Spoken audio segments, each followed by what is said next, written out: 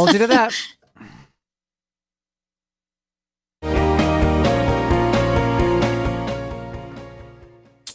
Hey, everybody, welcome. It's so great to have you all tune us in and turn us on right here on the Dr. Pat Show. I have a very special show for you all today. Love and Light with Crystal Blue Oracle, healing as a tribe and taking responsibility for it. Valerie Trujillo. Did I kill that name? Yes, but it's okay. Everybody does it. No, Valerie. But I had it right the last time. Yeah, Trujillo. Trujillo. What did I say? Oh, I forgot Trujillo, and I should know better. You're well, fine. Anyway, Benny, are you going to say something right there? Go ahead. No, ma'am. It's all you. Yeah, Benny's like, oh my God. She has been here doing this for 17 years, and no matter how hard she practices, she still may mess up your last name. But honestly, it's all about the energy of it. You can't say I don't try, Valerie, right? That's it. Yeah. I have to tell you, when Linda said to me, she said, somebody couldn't do the show today. Who do you want? I said, you got to bring Valerie on. You got to bring her back. I have to have a conversation with her. We have to do some shifting. We have to shift some energy. She has to show us the way to peace. We have to be able to step forward in powerful ancestral realms and ancient angelic healing. There is an energy that we cannot do independently. It takes a tribe. And, I want to start out by talking with you about that for a minute. But first, what I want to say to everybody out there is today, I'm not only going to introduce you again to who Valerie is, but I want to talk to you about why Valerie is. And this is one of the most important questions that I'm pondering for myself. What is my why? I have been asked this question now in this past, 14 months. I have been asked that question by more people that just don't understand what keeps us going.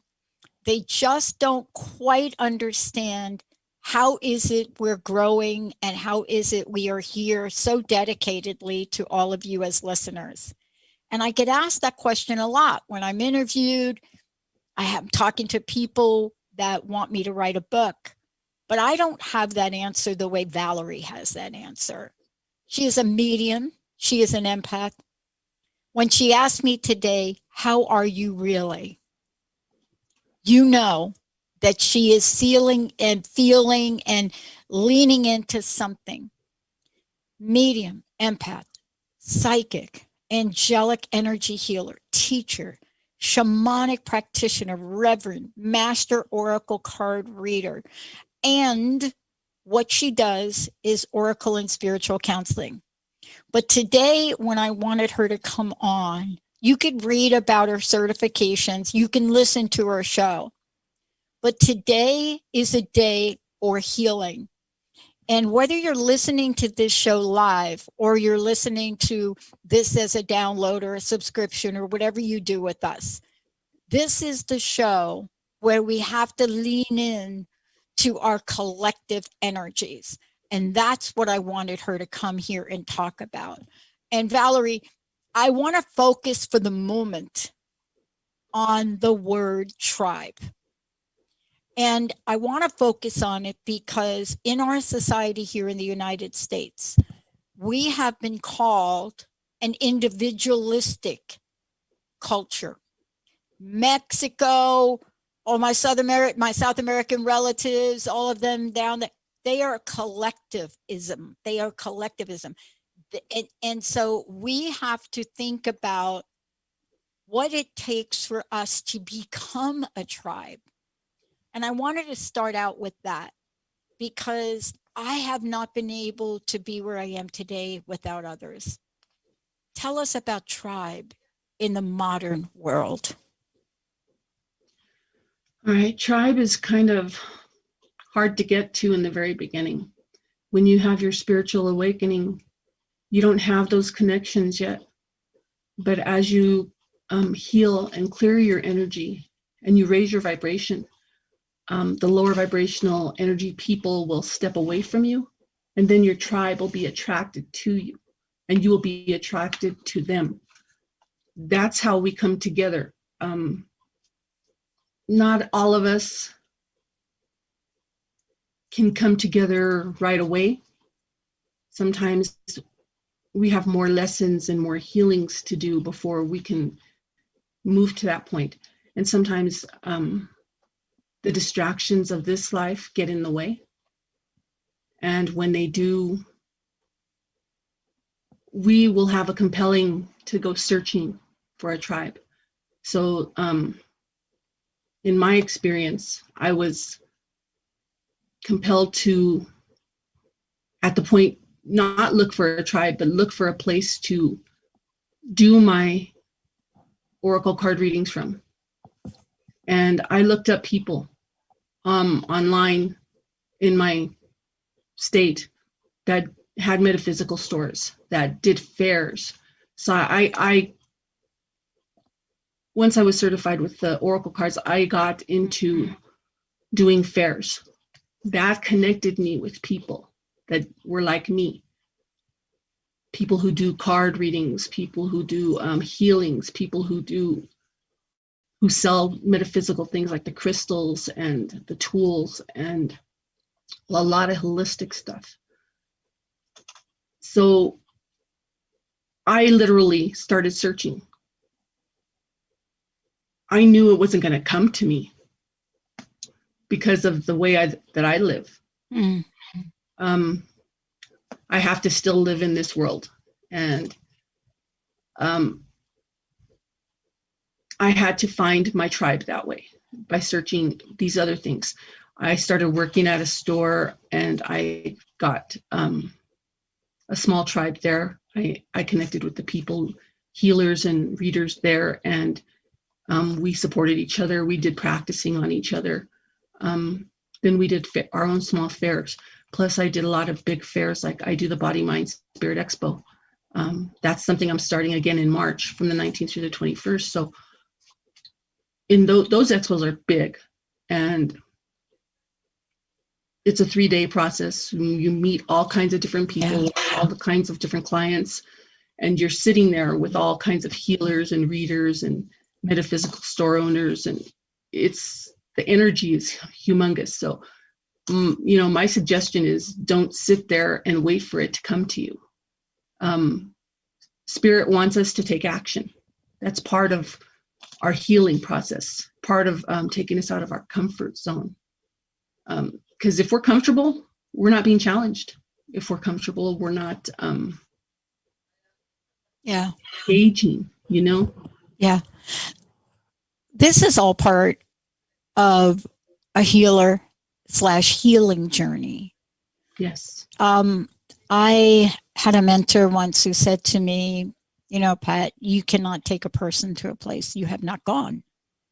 And I thought with my life, and I look back and I thought with my life, man, okay, where would that be? And I realized in that moment, the one major thing I had not experienced is my body breaking down. And so, of course, that lesson came to me. Today, as we look at, and let me just say, as we look at the world and we think about how important healing is, and for those of you that have said yes to becoming that catalyst, to becoming that conduit for people to heal, I can only imagine how heavy that might be sometimes, being an empath and having a sense of what the world might need. What is that like for you? I have to protect myself a lot because and especially not engage in a lot of social media, especially the news. It's so distracting, and it's meant to put fear in all of us. And when I feel like I've saw something and it's thrown me off, that I straight meditate. I do a clearing. I have to make sure, every day that I do something, I have 4 altars in my front room. So I have everything there at my disposal at all times. I clear my energy. I make sure I light the candles. I make sure that I set the intention. The intention is good. It's like the most important thing of everything, but everything sets the mood to get you there. Yeah. I even put music on. I'll put go on YouTube and do angelic music or Pandora, something that's going to calm me and relax me. As an empath and working in the real world, I have to also clear my energy and protect my energy before I even leave the house. And I do the same thing for my car all the way to work. Because the energies where we work are not always that pleasant. No. I've even had to do this visually, where I'll light sage in my head, and I'll walk around the floor, imagining that sage smoke is my ally, and that we're clearing the energy of the whole floor. And nobody knows what I'm doing. They just think I'm walking around, and it changes the energy of the entire day. Not only that, what I love about what you're saying is it really represents sort of a level of energy and action at the same time, because most of the time we think that we have to be in a specific time and a place and an element, and we have to be in emotion, or we have to be in the right room, or we have to be in the desert. I mean, at least this is what I thought until I realized I don't.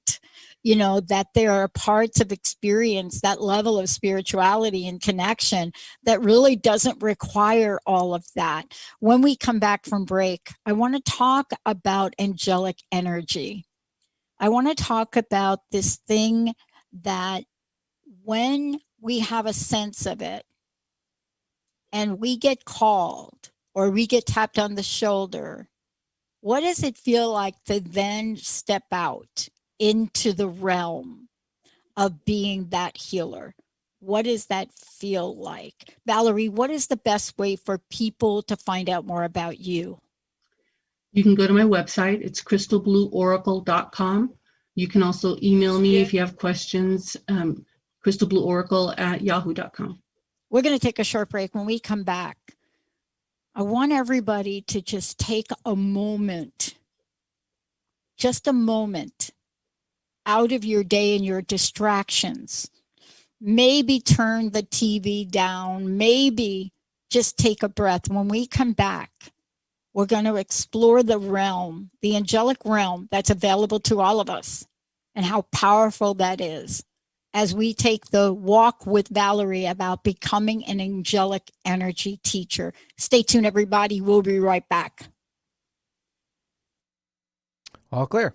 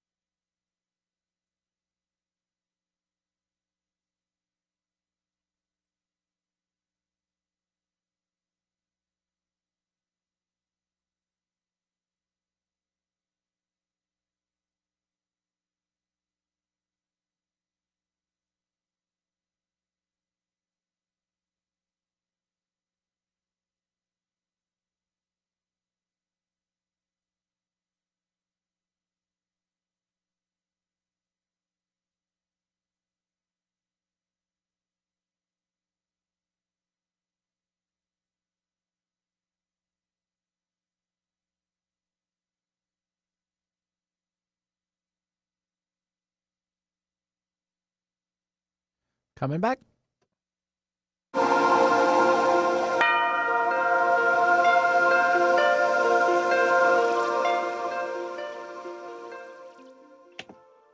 Welcome back, everyone. It's great to have all of you tune us in and turn us on. You know, I was so eager to have Valerie join us here today for a lot of reasons.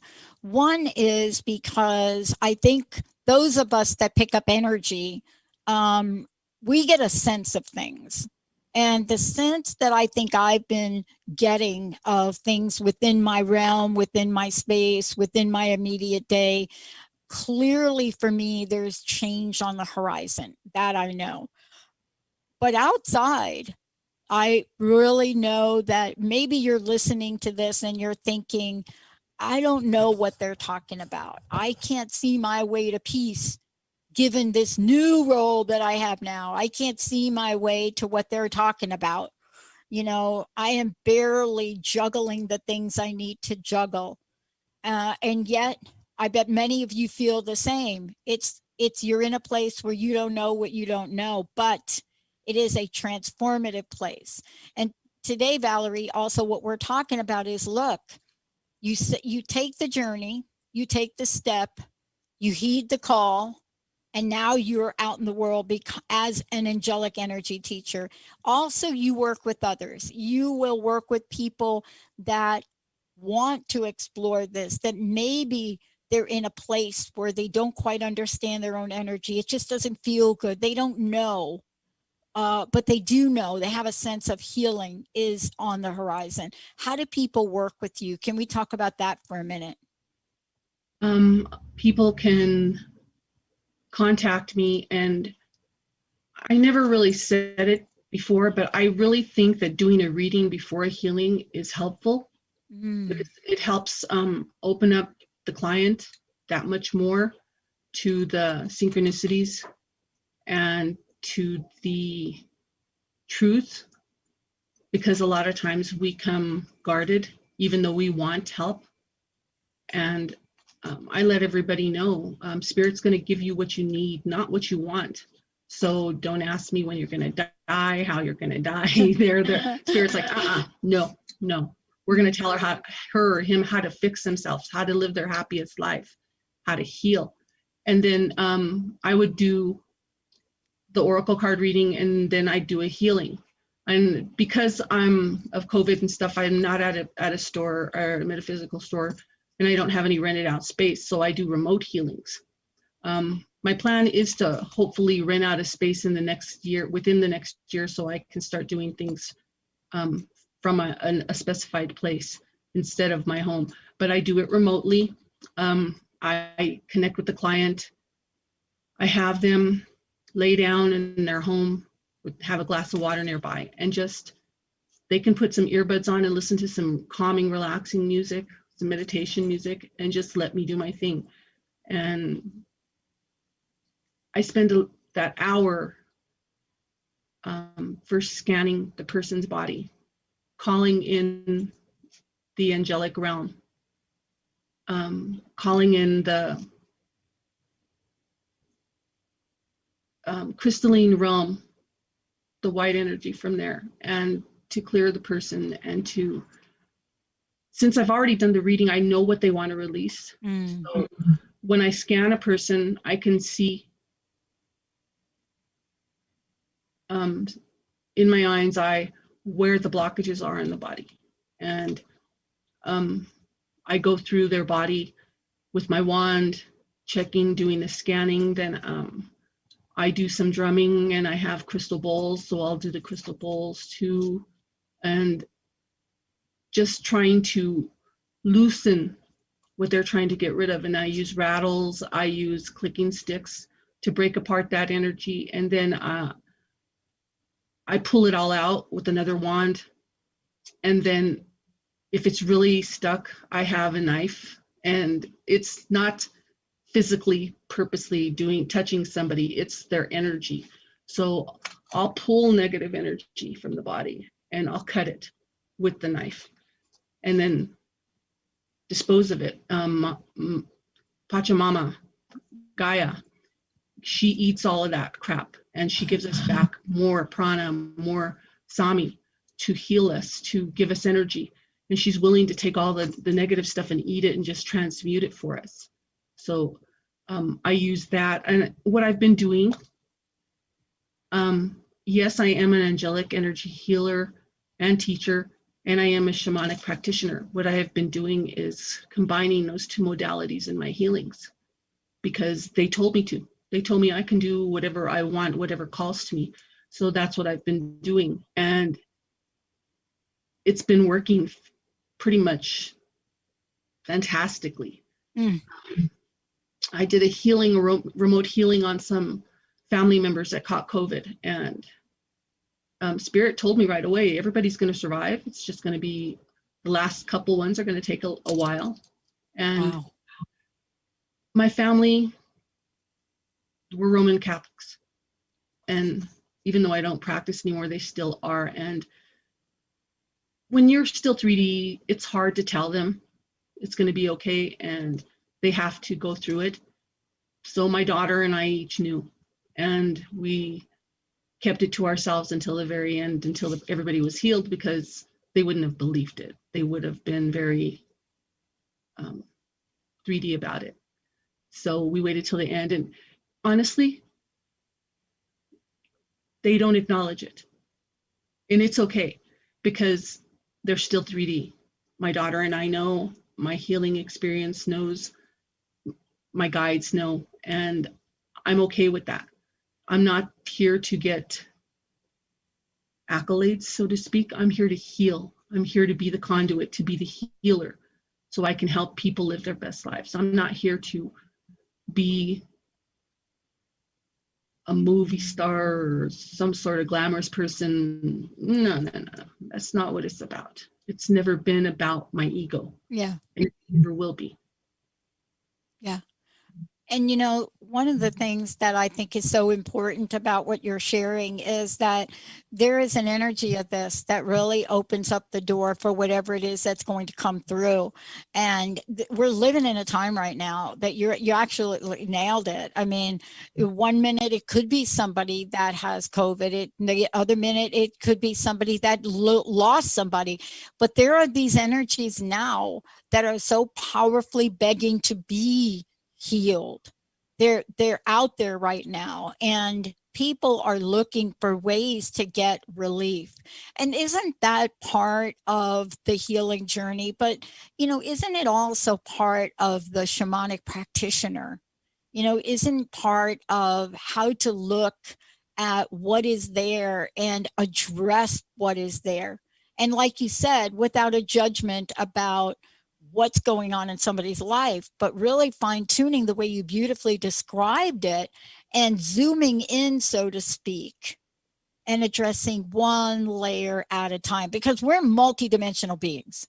Yes, we and are. it'd be great if there were just one thing, right? Oh, yeah. Yeah. Like, I got to do the dishes. No, it's not like that. It's multi-layered, and it may go back multi-generational lineage and maybe multi-lifetimes. And yet, this is a powerful ancestral gift that you have that goes back thousands of years. And you are the person that is carrying it forth into a time that needs it today just as much, if not more, than the ancestors did thousands of years ago. What's your sense of this, Valerie? Well, to give you an example, I did a journey because I was going through my own dark night of the soul before in this last summer.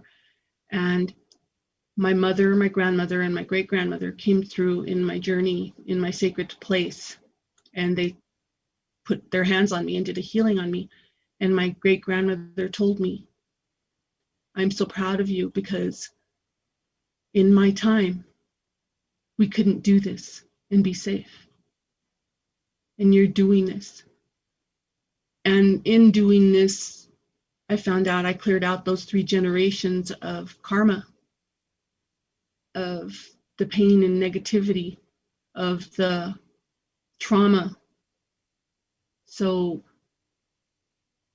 being able to heal myself, heal the energies, heal the fear, the one layer at a time, like an onion. And it's empowering, not in a sense of being full of myself, but empowering as my purpose, Mm-hmm.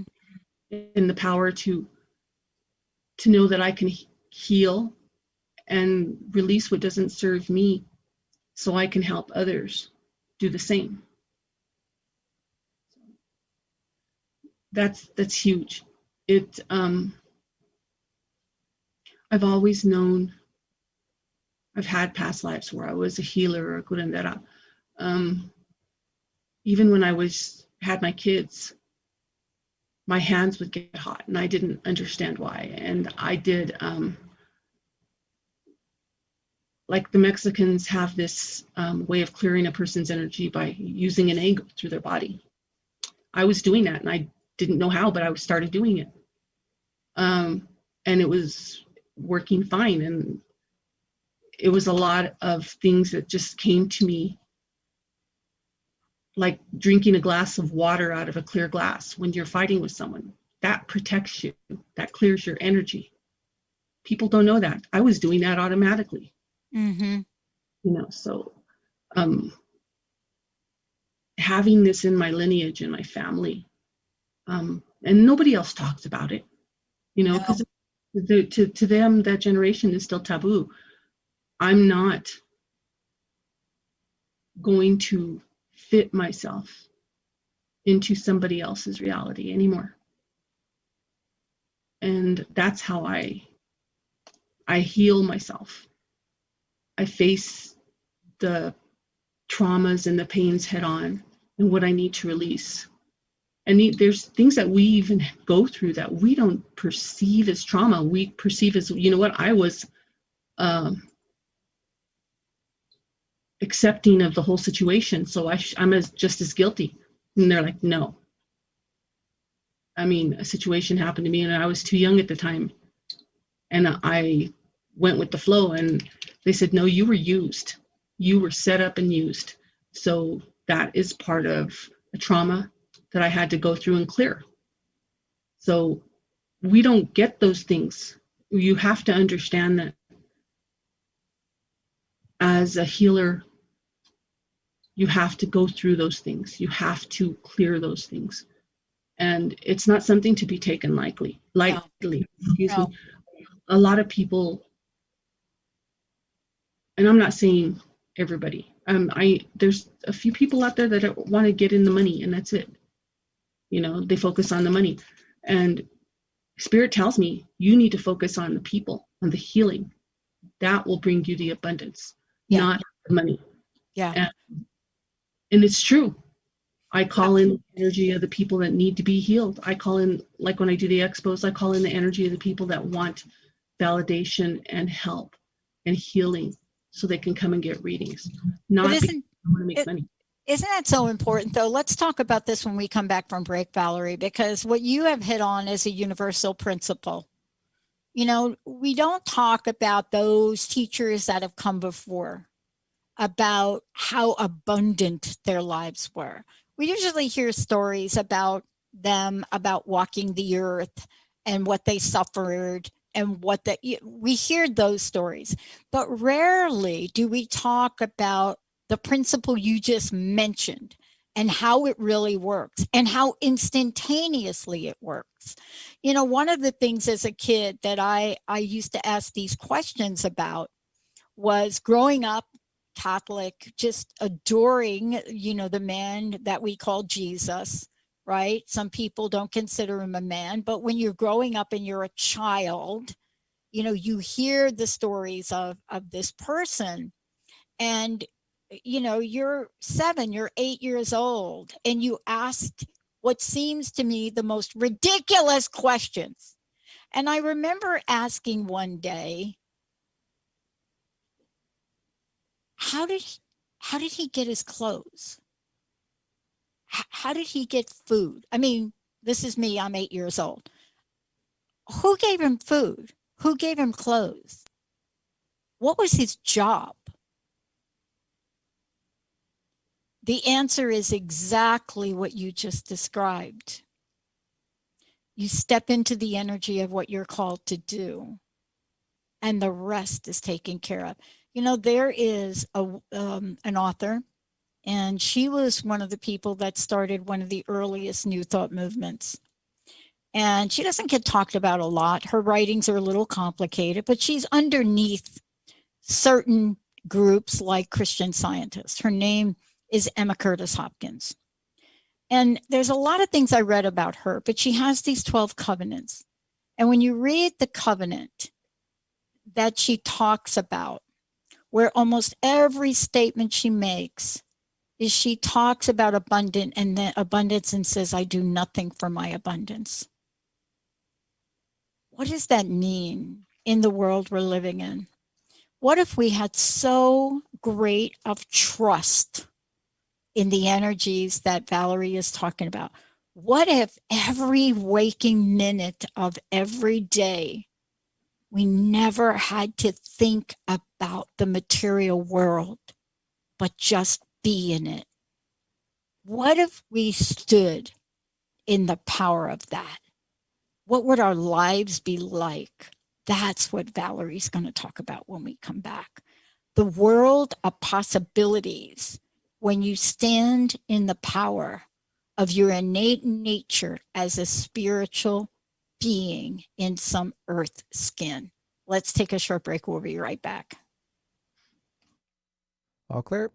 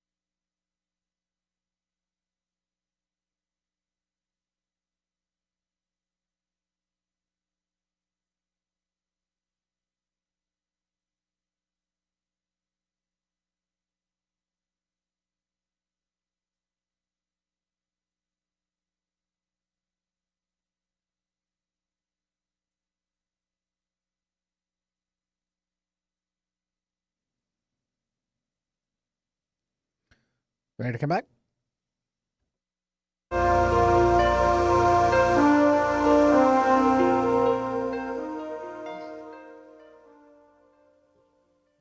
Hey, everybody, welcome back. It's so great to have all of you tune us in and turn us on today. Love and Light, Crystal Blue Oracle, Healing as a Tribe, Taking Responsibility. That is the work of my very special guest today. Before we go, Valerie, and really look at the calling, the shamanic practitioner calling, what it means, what we learn, and what the responsibility is in us to pass those lessons on. How do people work with you? Let's talk about what they can do to contact you, how they contact you, tell them about your show, all of the above. Okay. Well, you can go to my website, crystalblueoracle.com, or email me at crystalblueoracle@yahoo.com. I also have my podcast here on Transformation Network. The links are on my website for the podcast and all my archive shows. Also, too, I do readings at expos. I'll be at the BMSE in Denver on March 19th, 20th, and 21st. You can also get healings and readings from me. If you connect with me, email, go through my website, and the prices are there. I can do healings specifically separate from readings, or I can do readings and healings together. It depends on what you want. The type of healing we need to go through. That's why we have to get connected. We need to talk about your specific stuff, and I will work with your energy to do those healings. Yeah. And this is really today getting back to the fact that I know if I didn't have a tribe, or I didn't have to learn about what it means to be part of a tribe to really move the energy forward, I know I wouldn't be doing this show. And I'm forever grateful to all of you for inspiring me to step out into the world and do more, because I really feel like we are in a time, Valerie, that this is a time when I do my meditation. Let's just talk about a little meditation. Every day I ask the same question. I can't tell you how many years. Benny has heard me say this for 17 years, probably. I ask the same question. I'm not one that could figure out how to sit and meditate for 45 minutes, but I did learn some things from my friends in the Lakota tradition, my friend Monica, from doing things that I had never done before. And I remember them saying to me, just ask the Great Spirit a question. Keep it simple. My question is, what is mine to do today? And for a really long time, the only answer I got within a 3-second period was more. You need to do more. And that is the way that I move forward with the network. More. And I want to ask you about this, because let's talk about the journey and the healings. Because when you get an answer, you need to do more. It has no beginning and it has no end. It just has a very clear directive. You need to do more. And if I need to know more specifics, I might ask that question. But I've never had to ask the question because I know. Tell us about the essence of shamanic healings and the path, the journey that we can all take with you. The essence of a shamanic journey is connecting with your own I am presence, and me helping you connect with your I am presence, to look at your life, to take the distractions off, to be real about what you're going through and what you need to work through, and clearing that so you can heal. The whole essence is love. It comes from that place. The healing comes from that place, because I call on, when I'm doing a healing, I call on the I am presence. I call in all the ancestral beings. I call in the celestial beings. I call in the ascended masters. I call in all the realms of angels. I call in the guardian angels for that person and myself.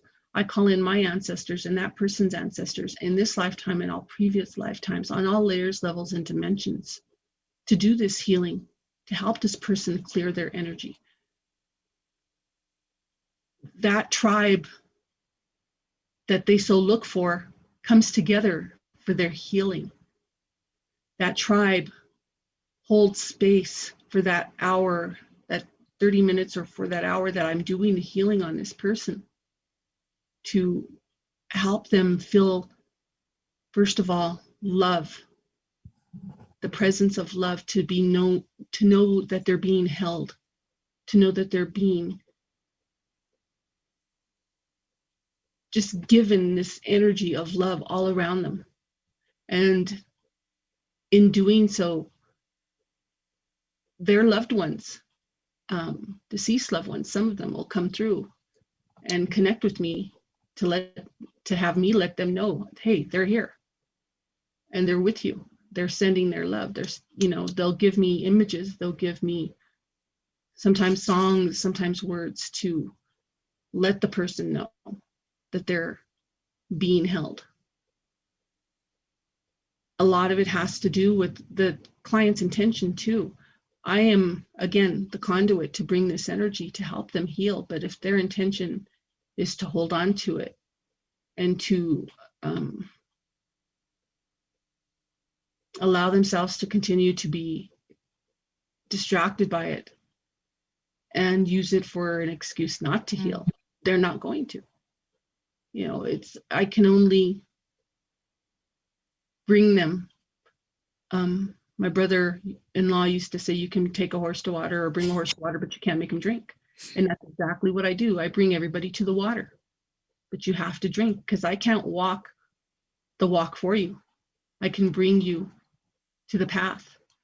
I can bring you to the pond, and you still have to take action. That's why your guides always told you about, you have to do more, you have to take action.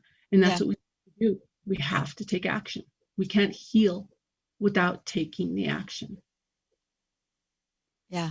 One of my favorite quotes I mentioned Emma Curtis Hopkins, one of my favorite quotes from her, I never forgot this. I didn't really fully understand it for a bit though, Valerie, but it was hard at first for me to grasp.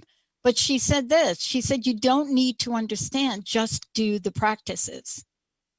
You don't need to understand, just do the practices. And what she was saying was, it's not that you'll never understand, but you need to take the action, right? Exactly. You need to take the action. And even though she went on to say something that sounded contradictory, right? And in her language, it sounded contradictory, but she was such a believer of the practices. And when she talked about them, they seemed odd, but they really talked to your point. What if we lived every living, breathing moment through the life of the spirit? What if we did that? If we lived in every living, breathing moment? And for those of you that just sent me a text on this, it is the foundation of trust in those covenants from Emma Curtis Hopkins, and especially what you're talking about, Valerie.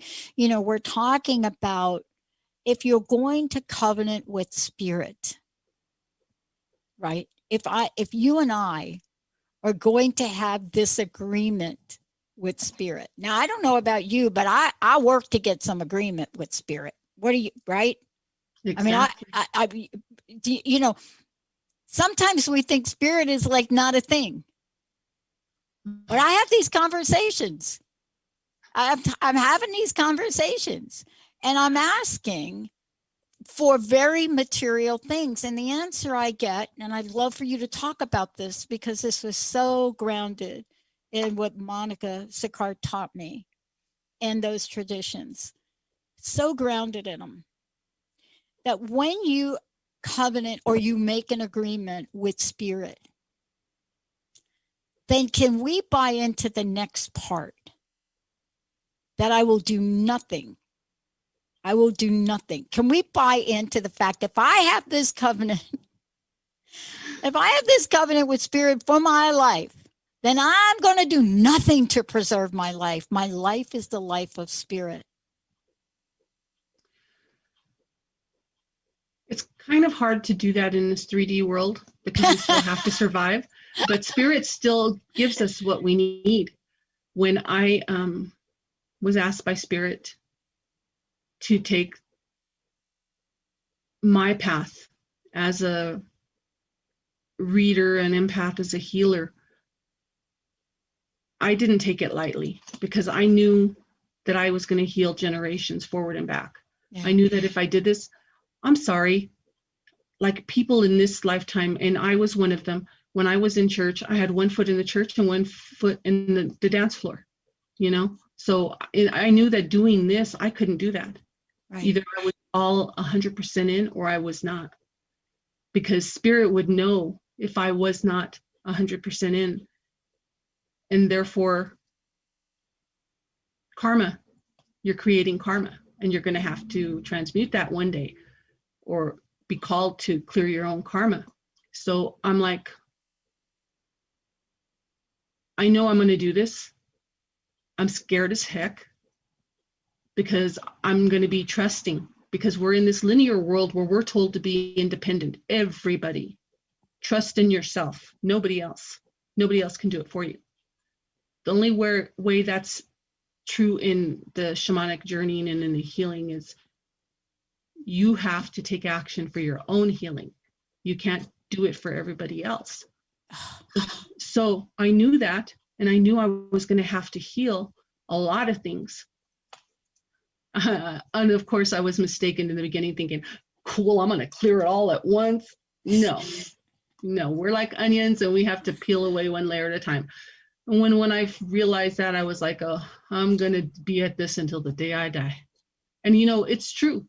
And it's not in a negative sense. It's that we always go through things and we're always learning things. So we have to always continue to heal ourselves. And I made the decision. I'm like, okay, I'm going to do this. And I trusted Spirit from then on. They showed me I was guided on how to create my business, on how to pick my business name, the colors, everything. And then they told me, we want you to, first it was being the Oracle card reader. Then they said, no, now you're going to be a healer. So I said, okay. So I took the classes I needed to take and I became a healer and I started doing healings. Then they said, well, you're going to be a teacher now. I didn't look back. I said, okay. I trusted. And I had my first class, and someone tried to discourage me and say, oh, you'll be lucky if you get 1 or 2 students. I had 6 for my first class. Yeah. And they all connect with me still today. Still together, still talking, and they're using these teachings that I taught them for their own modalities too. So it's making me feel like I'm helping people do that. And then on the shamanic journey, I healed more about myself, and I had to trust Spirit. I had to trust Spirit was going to show me. I had to learn that it was okay to trust myself, my power. It was okay to trust their connection with me. And it was okay to listen and follow the signs and not be afraid of those things. And I'll be honest with you, since I've been on this journey, I have felt not just empowered and healed, but blessed. Yeah. Because they bring me what I need. If I need to do a certain thing financially, somehow it happens. If it's for my highest good. Now, if it's not, they won't bring it to me because they still tell me, Valerie, you still think like this, Val. You think this, and it's because in growing up, in our ages, we are all taught we're not going to amount to nothing. We're not going to be who we want to be or be successful, because other people are throwing the realities on us because they haven't succeeded, because they're told you're never going to be amount to nothing. So Right.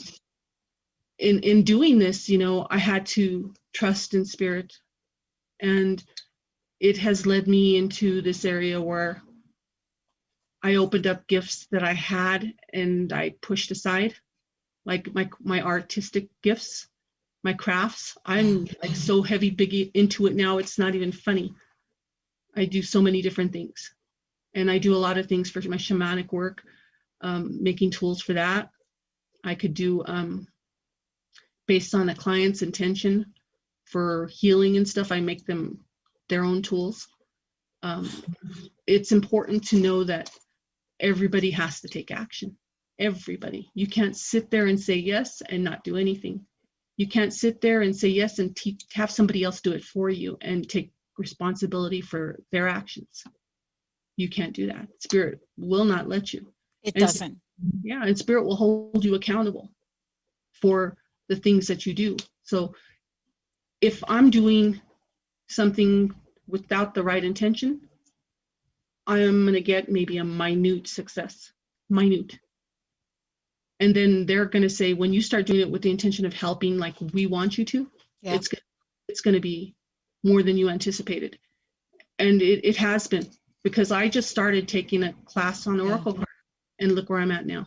I know. And one of the things I want to say here, first of all, let me thank you, Valerie Trujillo, joining me here today. But here's what I want to say about this, Valerie, is that the lessons and what you're sharing today on the show, this is the point of pivot for people right now.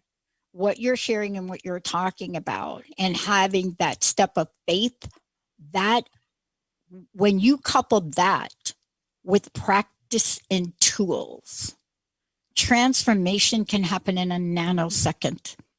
This idea of transformation taking 10 years.